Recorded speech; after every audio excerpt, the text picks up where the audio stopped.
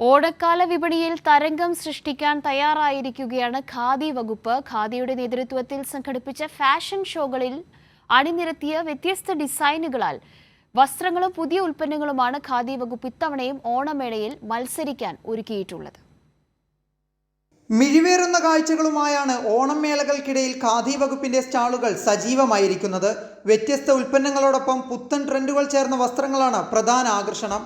വ്യത്യസ്ത ഓഫറുകളും ഖാദി വസ്ത്രങ്ങൾ അണിഞ്ഞുള്ള ഫാഷൻ ഷോകളിലൂടെ ന്യൂ ജനറേഷനെ ആകർഷിക്കാൻ സാധിച്ചതും ഓണക്കാലത്ത് ബമ്പർ അടിക്കാൻ സഹായിക്കുമെന്നാണ് വകുപ്പിന്റെ കണക്കുകൂട്ടൽ. നഗരത്തിന്റെ വിവിധയിടങ്ങളിലും ഖാദി ബോർഡിന്റെ ഷോറൂമുകളിലുമാണ് സ്റ്റാളുകൾ സ്ഥാപിച്ചിരിക്കുന്നത്. മേളകളിലൊക്കെ തിരക്കുണ്ട്. ഇന്നിപ്പം യൂണിവേഴ്സിറ്റിയിൽ മേള വെച്ചിട്ടുണ്ട്, കുഴപ്പമില്ല എന്ന് പറയുന്നുണ്ട്.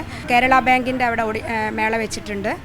പിന്നെ സ്കൂളുകളിലായാലും കോളേജുകളിലൊക്കെ ആണെങ്കിലും നല്ലൊരു സഹകരണമാണ് നമുക്ക് ലഭിച്ചുകൊണ്ടിരിക്കുന്നത്. സെപ്റ്റംബർ 14 വരെ നീളുന്ന മേളയിൽ ഖാദി വസ്ത്രങ്ങൾക്ക് 30% വിലക്കിഴിവ് ലഭിക്കും.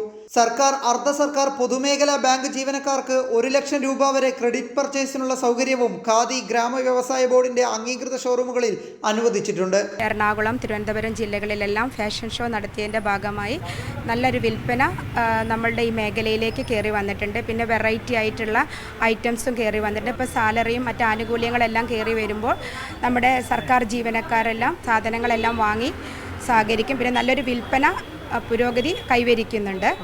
മേളകൾക്ക് സമാനമായി ഓൺലൈൻ വിൽപ്പനയും പുരോഗമിക്കുന്നുണ്ട്.